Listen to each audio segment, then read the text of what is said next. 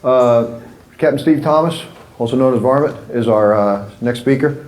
My name is Captain Steve Thomas from, also go by Varmint, 74th Fighter Squadron, Pope Air Force Base, North Carolina, Flying Tigers, and we are currently, as he said, using the Rustic 3-3 call sign, or Rustic call sign and Rustic 3-3 at the time.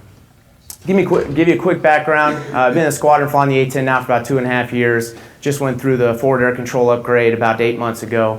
I'm trying to do as much practice with that as I can.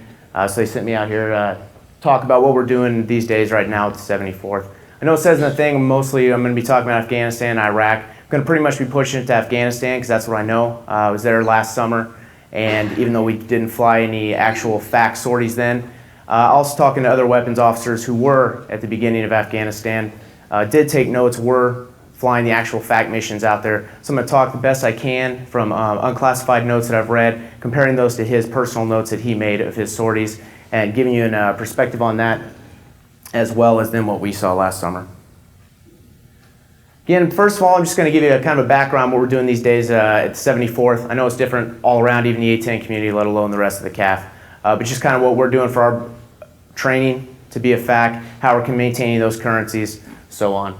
I'm going to talk about, just real briefly, I know we've already talked about the targeting pod, laser-guided bombs, things like that throughout the day. I know several of you are probably well-versed in what the targeting pod is and its basic capabilities, but I'm just going to go into that real quickly for those who aren't, and just kind of, you can kind of see right off the bat, just with its capabilities, how it can revolutionize and has revolutionized being able to FAC the ways it has done that. I'm going to talk about OEF, Operation Anaconda, and that's again based upon notes of 74th pilot back in 2002 that flew those, and then talk about OEF 2005 that our squadron was part of with that. There you go, real picture down there of us in Afghanistan. You kind of see the basic outlay of the country there, which we'll talk about more later on and how that affects the fighting out there. Very rugged, very high mountains. And further off to the northeast, those particular mountains there, I believe, had a ceiling of about, or a peak of about 15,000 feet. Further up north went even higher, to where you could be flying along at 19,000 feet and see mountains above you further north. So it kind of gives you an idea of the basic layout of Afghanistan and some of the problems it entails. First of all, we call our airstrike control upgrade. In our squadron, it's only a 4-ride upgrade, and really that's based upon a lot of things.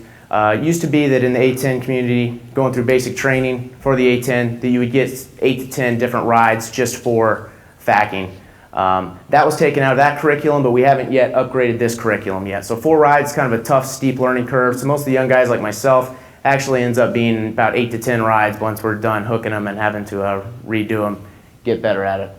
It's often used as a precursor to the flight lead upgrades. Make sure guys are capable of going out there, thinking tactically, employing by themselves before sticking them with a wingman to go out there with as well. We're doing a lot less now for a lot of reasons. First of all, the different arenas, theaters we're in right now aren't requiring FACs. So instead, we're using all that training just to develop our CAS techniques and tactics more. The other thing is we're all required to go to a joint firepower course at Nellis Air Force Base before we can do that. When I graduated even 2.5 years ago from the A-10 school, we all went to JFC right off the bat in preparation for this. Now it's something the squadrons have to handpick who they want to send through the airstrike control upgrade to pay to send them to the JFC before they can go through. So that's another reason we're not putting as many people through. Also, they've increased the different currency things. It used to be once you were a FAC, and that was it. Now you got to maintain the certain currencies, otherwise you have to go through, same with the instructors, just to get your currency back. So we maintain a lot fewer people in the currency of the FAC at the time, air FAC. Currency is based upon controls given, and really what we're used as a lot of times right now, just around North Carolina, is really a training tool. There's a lot of airframes around there, the F-16 Wild Weasels out of Shaw, who are multi-role. They need to be good as they can in all these different roles. The Hornets out there, the 15E Strike Eagles, and a lot of times they don't get to go out and practice CAS as much as we do on a daily basis. So we get phone calls all the time from these different units, kind of wanting us to go out there, give them AO updates, pass them 9 lines, give them talk-ons, those sorts of things that they don't see on a regular basis and that we practice a lot more. And so really that's what I've been used as since I've become a FAC. Obviously not being used in OEF as such, is really as a training tool for other assets out there on how to FAC and how to CAS as well. Talking real briefly about the targeting pod, there you see a couple views of it right up here and right down here. without getting into specifics on that, really just the way it's kind of been able to revolutionize FACing is we've got a lot of different capabilities with it. First of all, coordinates. It's a lot easier for us to get coordinates to pass on to the guys on the ground when they're looking for something in particular. Also for marking, we have a laser. I know Stan was talking about the laser guided bombs earlier. This is what we use to guide those in as well. We also can use it with an infrared pointer that we can see under NVGs and gives us a better chance of seeing BDA. A lot of times when a bomb goes off by a target, automatically call it a hit, and yet when the smoke clears, it's still rolling. Targeting pod really gives you a good idea, either day or night, using the IR or just the camera in daytime to see that. Limitations on it though, as you might expect, especially being a single seat fighter, it's just a face magnet. A lot of times you become too dependent on the new technology. You're always facing here, when if you just get your nuggets out the cockpit, you can really get a lot of things done quicker. Same time, it really is a great tool in a lot of ways, and we'll talk about that. Also, just movement away from the basics, like I said. The other day I was on a training mission, fairly out of currency with the targeting pod. I was trying to factor some different fighters, but I was so in tune to having this thing on my jet that I was trying to use it too much and really just taking way too much time and not doing the basics I should have been doing to do the FACing correctly. Operation Enduring Freedom. Early ops in Afghanistan, there were a lot of FAC missions, fragged. That's what we had right off the bat. Everyone saw we had the trade centers come down. It wasn't very long. We had guys attacking in there, especially around Operation Anaconda, which is a term we'll talk about a little bit more, but I know a lot of people know about that. What we had was a lot of different services, Navy, Marines, Air Force, all flying into the same chunks of airspace, dropping on different targets through different command and control, and it was kind of an Old West type of mentality, I guess.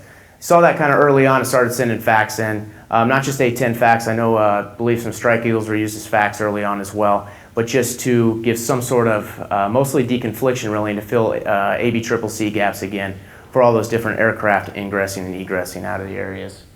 Also to ID targets of opportunity. Like I talked about with the targeting pod, probably would have been a lot easier then, and we'll talk about one of the troubles of not having it early on there. So it's a lot tougher, especially at night, to find these targets of to ID these targets of opportunity. It's a lot tougher in the Afghanistan scenario, which we'll talk about, to find these targets of opportunity. They're not tanks driving down roads. They're not these big giant targets you see, Scud missile pads. They're individuals driving just regular trucks, regular motorcycles along roads, and 99% of the time they're probably friendly. And so from the air, it's really tough, if not impossible, to ID these. So that's why we need the guys on the ground to do that. Operation Anaconda, these were going off based off of notes. I was here for 2005, Afghanistan. This was going back to the very beginning of it, Operation Anaconda, just to give you a background on that. These were a couple fact sorties I picked out from one instructor's notes just to talked about a lot of different things having to do with FACing on there. Just to give you a background, Operation Anaconda, again, it's one of the first battles of Afghanistan up, and it really probably the most profound event of it is up on the mountain of Takur Gar, also known as Roberts Ridge there, where one Navy SEAL was killed. Guys were inserted to try to rescue him. Several more were killed. And in fact, on the wall I saw right outside the room here, there's a wall of outstanding enlisted Air Force throughout times. Tech Sergeant Chapman and Senior Airman Cunningham, Combat Controller, and PJ were both killed during that battle on that peak. And that's what we'll talk about here. That's that fight, if anyone has heard about that, trying to piece together, this is the same time frame, same days that these missions were being flown on right here.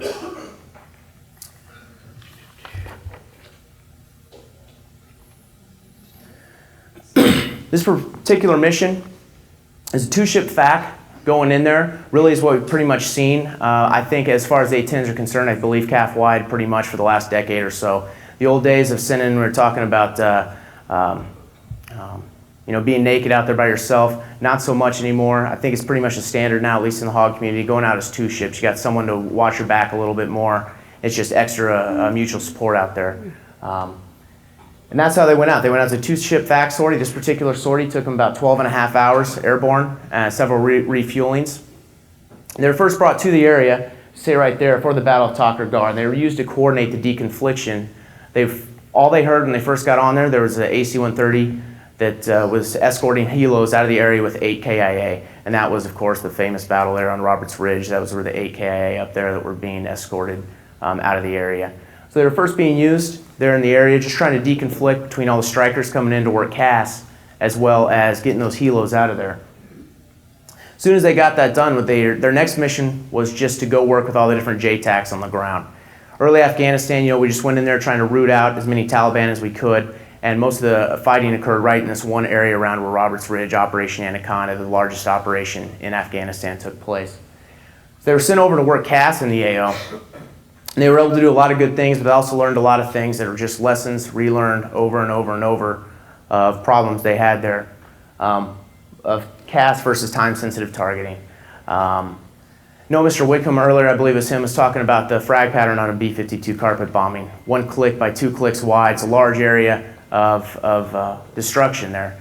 What they had there working at the time pretty much was you had CAS arena, just working directly with the guys on the ground, and you also had time-sensitive targets, guys leaving, knowing what they were going to strike, not talking to anyone, striking and coming back. In this one particular instance, Rustic was out there and got the call that there's a B-52 inbound, and went and found him on the radios, wanted to know what he was doing coming into his AO, make sure they had deconfliction. What it was, he was coming in to hit a time-sensitive target that it just so happened was within 1 click of the JTACs that Rustic was working with, and was on a perfect perpendicular heading to where the edge of his rope of bombs would have been very, very close to the friendlies if it were perfect right on. So right away, what he had to do was just deconflict the rest of the airspace, get the B-52 to do a 360, come in from parallel heading to make sure we got the bombs down within a click of the friendlies there without killing them. So first of all, they were able to see that right off the bat that was probably going to be a problem. It was a problem in early Afghanistan of just deconfliction of the different types of missions going out there, not always talking to each other because of the lack of command and control going on. Again, later on that night, same thing. He was actually flying along. This is another case for the 2-ship FAC, and his number 2 told him to take evasive action, had seen an aircraft miss him nearby. What had happened was a set of F-18s went out there with a particular target, not giving any other frequencies to talk to them on. One of the F-18s dove through his altitude stack, not knowing he was there, and it was a very near miss there as they were going to attack their target. So again, another reason why they were trying to get the FACs out there, just with all these different airframes there in the same piece of airspace, hitting different targets, not talking to the same people, really caused a lot of trouble there. And also compounded a problem that I know was spoken about earlier, just the difference between the regular Army and SOF not always talking to each other. Same with this, the time-sensitive target, CAS, not always talking to each other, kind of on different wavelengths, but big sky, small plane theory doesn't always work the way it should. They were able on the same mission though. They were talking to JTACs on the ground that were taking a lot of fire from several different arty positions and mortar positions around the mountainside. At the time, the Rustics didn't have targeting pods on board yet, so they were just using, for any type of ID, they're trying to use their IR Maverick missiles, which weren't working so well. So what they were using was basically just GPS coordinates they were getting from the ground guys, rolling in, using the old trusted Willie Pete's, throwing those down there, getting good marks, and then rolling in F-15s and F-15s on the targets. They were able to neutralize several enemy mortar and arty positions, bed those guys down for the night, and press on to try to find target or ID targets of opportunity there. This is where we see one of the big problems of the targets of opportunity in this type of scenario. We talked about all day, it's come up over and over about what really happens isn't always what happens in the paper. And I think you see that every day on the news. We talk about a few weeks ago, several hundred Taliban killed in action, and that kind of made the bottom corner of Fox News for a few hours. But then one troop is killed by friendly fire, which is obviously we never want to happen, always try to work against. And that's top news straight across the board for several days. So the same principles apply here. They ID'd what they thought was an enemy convoy without any way of having a guy on the ground sit there, look at it, weren't able to engage it, had to press home. So again, you see different war now with the mass media pushing on to where as an AirFAC, you're really limited as to what you are able to call people in on unless you know beyond a shadow of doubt that everyone in this chunk of airspace is enemy. So it makes it a lot tougher on those guys. Another reason why we just don't have the missions out there right now. Second night, they went out again. pressed out as a two-ship again working as cast deconfliction there. They were able to get eyes onto a time-sensitive target they were called to. Supposedly there was 200 to 300 guys that were all massing in a valley to push north on friendly positions. One thing he talks about in his notes is the time-honored tradition of reading your map. He wasn't doing that very well. It was at nighttime. He was really task saturated, so he's really just trying to follow all the GPS and INS stuff in his cockpit, using his HUD more than he should have been there, and depending upon the green stuff, as we call it. And for a good 10 to 15 minutes, couldn't get his eyes on the correct valley for that. He said he pulled out his map, looked at it, found the valley where it was, rolled in with some Willie Pete's, and then able to bring in some other aircraft, drop the bombs in there, cleared them in, Type 2 control, shot himself, or shot his 30 millimeter in the several strafing runs, he and his wingmen. By the end of the night, they were told 200 to 300 ACM as well as several vehicles killed in the open valley there. It's also a rather famous valley, or a battle I found in several different places while I was trying to study for this, right there, that the rustics were used in there. No one was happier than that. Kind of a not funny story. He was talking about on the way out there, usually his tanker crews, pretty laid back, you know, they give him the gas, say happy hunting, whatever. Well, he ran upon these guys this night with their New York accents who were a little more pumped up than that, a little more vulgar, and wanted them to get out there and get the job done. They were actually from New Jersey Guard, KC-135 guys who had a lot of bros and family members and friends that were killed as firefighters and policemen in the World Trade Center. They wanted something to get done. So it made these guys real happy when they were able to go refuel after this and getting all the BDA by the end of the night to let them know that, and the tanker crew was sure happy about that. Lessons learned as far as really being able to look at it from a FAC standpoint. Time-sensitive targeting versus cast. They weren't even on the same frequencies, so even though we had a FAC out there trying to deconflict for the different cast assets, still a problem trying to talk to other assets cruising in there not using the same frequencies, and a lot of deconfliction issues as we talked about as far as with the bombs and the friendlies on the ground, as well as guys diving through their altitude themselves on that one.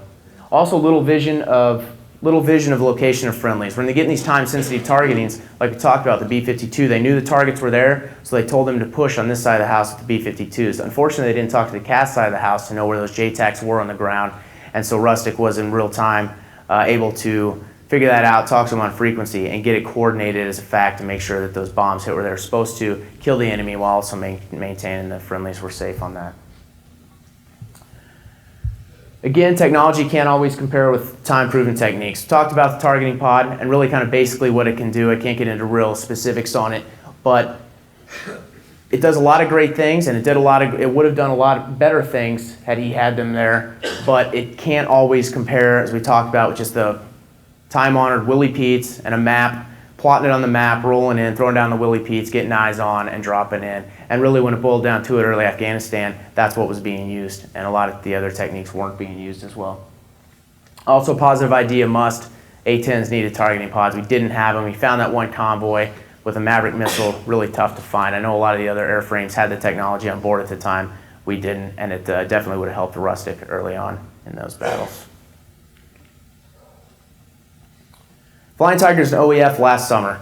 We went there last May through late September. Ended up being about a 5-month tour for us.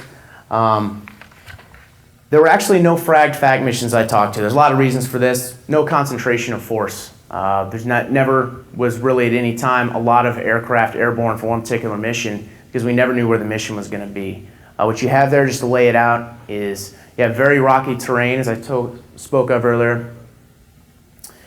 So what that really means is you don't have a lot of large forces going around. What you see on a daily basis, you're going out there to fly escort for these convoys of 10 to 20 Humvees, a lot of times carrying around the dudes with long beards, tattoos, no last names, who are just going village to village trying to pretty much show a presence, foreign relations, those kinds of things.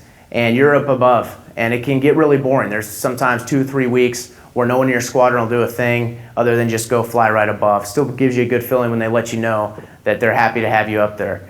But it's still also fun to squeeze the trigger or hit that pickle button. And so but that's what you do often for weeks on end, is just you're there for a presence. And then on the course of 2 days, you'll have 18 guys come back, all have shot, you'll have jets at Winchester. It's just all drought or flood out there in Afghanistan right now. So that's really what we're doing a lot of times, just following around these small teams, like Stans was talking about, or like these little teams of foreign fighters as well, English SAS, so forth.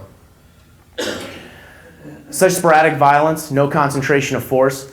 Like we talked about, you have to have positive identification of the enemy. Can't really do that so much from the air, as well as the JTACs on the ground. So really an AirFAC without any other guys up in the air and without being able to do that positive ID themselves, not really needed. However, at the same time, repeatedly on the airstrike request forms, every single time they're requesting guys who are FAC qualified for in the event that they can't call in that final control, that they've got a guy in the air who they're confident can do that and are able to do that. And day after day over there, the same skills we learn in the FAC upgrade are the same skills we're using over there in Afghanistan right now. So one particular mission I'll talk about because it really talked a lot about earlier what Mr. Nisley was talking about as far as redirecting that ARTI. And this is really what happened on this sortie. 2 A-10s went out near Kaus, Afghanistan, which is down towards kind of like the central eastern border of Afghanistan. Early on, a lot of trouble over on that side, near the border there. What had been happening all day long was there were Army positions all along there that had been taking mortar and arty fire, and actually had 2 KIA, and they were trying to fire their arty back in the same position. We were just talking about in the last brief the equipment that is able to get the 10-digit coordinates for where that arty's coming from. Well, the Army had those coordinates, and they kept pounding those coordinates over and over, but they were still getting shelled, and they needed some extra help from that. So 2 of our fighters up there, both FAC qualified, were flying there, unable to shoot just because of ROE, political situation at the time, which is also a frustrating fact, but I know all y'all can understand that one. They weren't able to shoot at the time, but they were able to help at the same time. And this is where I really want to talk about that targeting pod and how it really helped out in this particular instance. They had the coordinates that they thought the arty was coming from, but they couldn't get their eyes on it, and they couldn't quite get the arty on it. So what our guys were able to do, even though they weren't able to shoot or really affect the battlefield, is throw their targeting pod out there. Because as accurate as those coordinates can be, in this case they were off by not very much, but just enough to where that arty fire wasn't helping. So with the targeting pod, they were able to, our fighters were able to get their eyes onto those arty positions, get better coordinates to the Army arty, the US arty, and they were able to neutralize those guys rather quickly after that, just using the targeting pods there. So one way that, and we're also at that time also to be able to pass the good guys real-time BDA for sure, other than in the night before we just kind of had to be guessed upon the fact that they weren't firing anymore, whatever, good hits, I guess. This time they had eyes on, good hits, arty fire stop, able to verbally correct with the coordinates and also with that IR pointer we were talking about off the targeting pod to make sure that the good guys had the correct coordinates they were firing at. So really what I talk about rather quickly was 74th background training, just kind of the way we're training these days and what we're using our training for as FACs, as the rustics out there. Real quick on the targeting pod, just to give you kind of an idea of how that we're using that as a FAC, how we're able to use that in Afghanistan, and it's being used in Iraq daily too by the other airframes out there. OEF real quick, just Operation Afghanistan or Operation Anaconda. What the rustics were actually doing out there. The particular pilot was a 74th pilot, rustic, who was flying those missions there that were very pivotal there for Operation Anaconda. As well as just real basically our summer last year, what's going on in Afghanistan on the whole, and just give you an idea on that. Are there any questions for me as a local rustic with flying with the A-10s or Afghanistan as a whole, as much as I can answer? Mm-hmm. Have any thoughts about our enlisted friends working on the ground now as controllers? Is any thoughts on the enlisted guys working on the controllers now, or as controllers on the ground? More or less, for the vast majority of them, absolutely excellent. I know a lot of those guys went through the same joint firepower course with them out there in Nellis. Highly trained guys that got a lot of really neat gadgets. And really, those are most of the guys we worked with in Afghanistan. Some of the same guys, airmen who went through the JFC with me, I actually ran into in Afghanistan and unknowingly had worked with them. They were on their way home, rotating home through Bagram, and I had unknowingly at the time worked with them out there in the areas. Excellent. So really, really good, I think. Great motto that you have up there. Oh, thanks. Yes. When you guys are out of FAC, can you generate coordinates from your Lightning target pod to pass to other aircraft that have JDAMs or IM capable bombs? So you guys, do you give that coordinates for that? No. I mean, we can get really tight coordinates with our targeting pod, but I'm not sure. And you know what? I can't even answer that completely truthfully. We may be able to do that. We have not had to do that yet at all. And I'm just not sure that those coordinates are good enough to pass on to you. Honestly, I'm not sure about that. We haven't had to work with any JDAMs yet just because, well, they haven't really been in theater in Afghanistan at all. And plus, most of the time, just about everything we did over there, we shot over 30,000 rounds of our 30mm gun, and I could count pretty much on 2 hands and my feet the amount of bombs we dropped over the summer. And really the reason that is what we're talking about is you're flying overhead, you got a convoy cruising along, nothing's going on. Next thing you know, they're getting shot at from 45, 50 meters away, and we're having to throw down the most precise thing we have. But I'm not really sure. Are the Predators taking much of your mission? Not really. Well, definitely is the FAC, I guess. I'm not really sure how much they work. I'm not a big fan of them. I almost ran into one of myself in Afghanistan. But they definitely work very well, and you're probably right, they probably are taking the place of the FAC because, as I said, there's just so much stuff going on in Afghanistan that in a lot of places you'll have Predators where you can't have a set of fighters. And so they might be doing the convoy escort or doing other things, and then once things hit the fan, they need us to press to the area. We are getting 9 lines AO updates from a guy sitting behind a desk halfway around the world based on that. Anything else for me before we pass on to our F-16 Bubba's? All right, thank you. Steve. Nope. I'm sorry. Take that. You take that. Thanks. Cool. Hope that was incredible.